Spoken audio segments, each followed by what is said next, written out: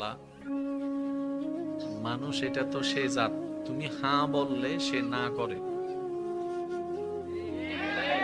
তুমি যেটারে না বলো সেটা আরো বেশি করে। তুমি নামাজ পড়তে বলছো, একটাও মসজিদে যায় না। তুমি সুদ খাইতে মানা করছো,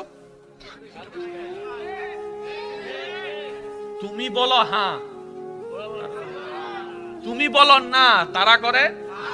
অথচ আল্লাহ আমাদেরকে একটু দেখো না, তুমি সেই কত হাজার বছর আগে ইসরাফিলকে বলছো সিংহা নিয়ে দাঁড়াই থাকতে, হুকুমের অপেক্ষা করে, সে এখনো দাঁড়াই আছে। মওলা এখনো দাঁড়াই আছে। সুবহানাল্লাহ বলেন, আর একটু জোরে বলেন না সুবহানাল্লাহ। সে এখনো দাঁড়াই আছে। ঈসা নবী যাওয়ার আগে কিয়ামত হবে না, সবারই জানা। ইমাম মাহাদি আসার আগে কিয়ামত হবে না, সবারই জানা। এখনো আসে নাই পৃথিবীতে, তারপরে দেখো ইসরাফিল দাঁড়াই আছে।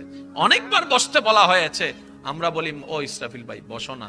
ইসরাফিল উত্তর দেয়, রব তো আমাকে বসার হুকুম দেয় নাই।